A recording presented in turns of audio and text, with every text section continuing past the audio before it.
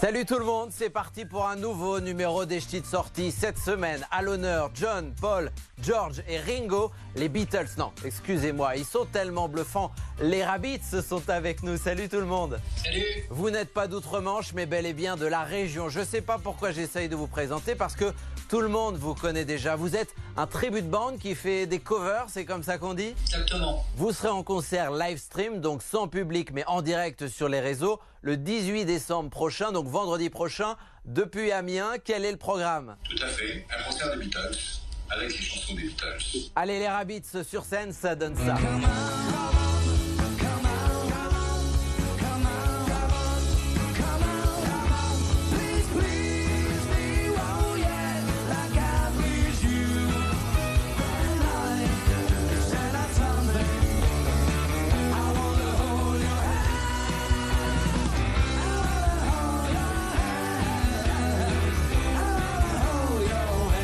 On sait désormais malheureusement que les salles de spectacle ne vont pas pouvoir rouvrir finalement à partir du 15 décembre. Et vous deviez démarrer là en ce moment même votre tournée dans toute la France à l'occasion des 20 ans des Rabbits, ce qui n'est pas rien, on va y revenir. C'est finalement reporté à 2021-2022.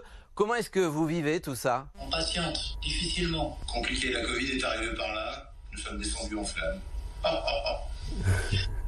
Pas mal. Les Rabbits sont donc 20 ans et 20 ans pour un groupe de musique, sans parler des Beatles, c'est pas rien. Ça fait bientôt 21. Oui. Avec leur connerie de 20 ans. Hein. Donc ce sera une tournée des 21 ans. Ça n'a rien à voir avec l'amitié. D'ailleurs, on fait pas du tout. C'est quand même étonnant que ça dure 20 ans cette histoire. Mais c'est la musique qu'on aime aussi. Mais c'est normal. la musique qu'on aime. En fait, le fait que ça soit les meilleures chansons du monde, ça crée un feedback avec le public qui nous remet de l'énergie. Bon, en tout cas, vous avez l'air de bien vous entendre et c'est peut-être pour ça aussi que ça dure depuis 20 ans. C'est juste qu'on est devant l'écran, sinon tu penseras à moi. Ah, c'est encore les... Alors, on aime tous les Beatles, mais vous, d'où vous vient l'envie de porter leur musique jusqu'en 2020 et au-delà, porter leur musique et pas que d'ailleurs, leurs cheveux aussi? De nos berceaux respectifs. Ah oui. Ah ouais, c'est ça. On est tombé dans la marmite en étant petit, un peu comme Obélix. On a écouté les Beatles par les parents, par la famille, par les grands frères. Et puis derrière, on avait envie de le faire. Monter sur scène, de se prendre pour un super-héros. Certains s'habillent en Batman. Alors les Rabbits, on pourrait croire à une parodie des Beatles, mais pas du tout. Moi, je me souviens vous avoir vu il y a une dizaine d'années sur la scène du Théâtre de Calais. J'ai été bluffé et votre public, il est constamment bluffé. Merci pour ton compliment et sache que c'était fait exprès, que tu fus bluffé. Parce qu'on savait que tu étais dans la salle. On l'a fait pour toi. Merci beaucoup. Et que nous dit à chaque fin de concert quel moment incroyable, quel souvenir, quelle nostalgie, vous m'avez mis des frissons, enfin plein de trucs super gentils. Les trucs pas gentils, on les entend jamais. Tiens, comment vous expliquez que ce soit ces groupes comme les Beatles, mais aussi Queen, qui perdurent encore aujourd'hui, qui plaisent toujours autant, et même qui trouvent un public dans la jeune génération? Ouais, c'est très simple, c'est parce que c'est les meilleurs. Est-ce qu'à cappella, on peut avoir une chanson des Beatles, Twist and Shout, Yesterday, Hey Jude? Je peux t'en faire une, regarde. Number 9, number 9, number 9, number 9. Voilà, c'est sur l'album blanc. Allez, extrait plus musical.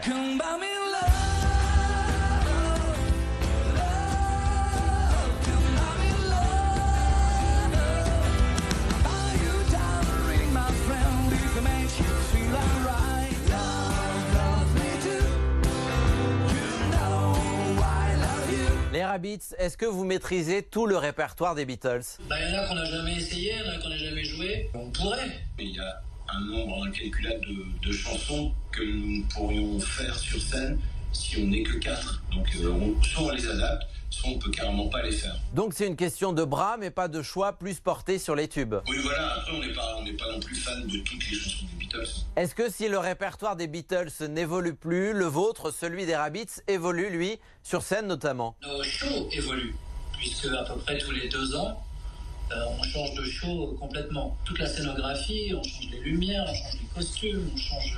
Des titres aussi. Trop de choses pour notre concentration. Et des titres, évidemment. Il y a des titres qui sont moins connus, On se fait plaisir de les jouer. Dans l'Admiral, par exemple, moi je suis un fan de cette chanson, mais on l'a joué à une époque. Il y a quoi sous vos perruques? Pour eux trois, un cerveau et pour moi, de l'eau. Allez les Rabbits, restez avec nous. Chaque semaine, je demande à mes invités de nous conseiller, de nous orienter dans nos choix culture pour s'occuper à la maison. C'est parti.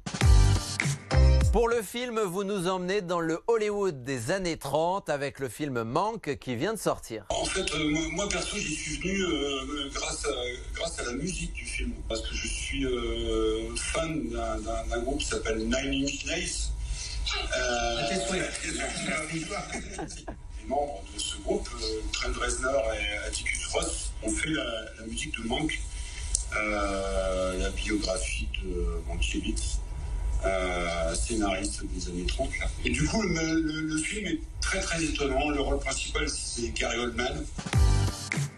Une musique à écouter autre que les Beatles, vous leur faites une infidélité, vous choisissez Queen. Une des chansons les plus dynamiques et les plus joyeuses que j'ai entendues, c'est Don't Stop Me Now de Queen. C'est pas super actuel, mais comme tu disais tout à l'heure, les Beatles et Queen, ça reste miraculeusement peut-être actuel. Parce que je pense qu'on n'a rien inventé il n'y a pas eu de révolution musicale Depuis, tout au moins aussi forte. Un bouquin à ouvrir, vous choisissez une BD, il faut flinguer Ramirez. C'est chez Glénat, c'est un garçon qui s'appelle Nicolas Pétrimont, c'est génial. Le tome 2 est sorti là ce mois-ci. La BD est entrecoupée de publicités, de coupures de journaux, de choses comme ça. Et c'est dynamique, c'est génial, c'est franchement... Et c'est truffé de publicité. Oui, il y a des pubs à l'intérieur dessinées et tout. Le 13 mars 2022, nous serons au Zénith de Lille. Ça n'a rien à faire là, mais on est content de le savoir. Just Kids, des nouvelles de nuit, Patti Smith, Tonino Belloquista, La Daronne, Sérotonine, Michel Houellebecq, Anne-Laure Caire. Et à moi de vous donner une idée lecture, direction le Furet du Nord de Lille où nous attend Franck qui est libraire. Il a choisi un bouquin consacré à un Lillois que vous connaissez bien, qui nous a quittés il y a maintenant 50 ans, le Général de Gaulle, livre sorti dans la collection des dictionnaires amoureux. Dans cette grande collection chez Plon, on va retrouver beaucoup de titres, des univers complètement différents. Et là, je vous parle de celui que j'aime, celui qui fait le buzz en ce moment, ce grand Général de Gaulle, né en novembre, décédé en novembre, dont on fête là les 50 ans de l'anniversaire de décès. Vraiment, c'est le dictionnaire à acheter, on pioche, hein, ça se lit non pas chronologiquement, mais vraiment amoureusement. On peut reprendre 58, on peut reprendre l'appel du 18 juin, on peut reprendre tout ce qu'il a vécu. Vous êtes dans une espèce d'univers gaullien écrit par un Gaullien. Allez, on retrouve une dernière fois les Rabbits avant de se quitter. Je demande à chaque fois à mes invités ce qu'ils écriraient quelques mots sur une carte postale de confiné. C'est long, on veut sortir. C'est long, on veut sortir. Je crois qu'on est tous d'accord sur le sujet. Merci les Rabbits. Allez, je retente une dernière fois. Est-ce qu'on peut avoir Obladi, Oblada a cappella?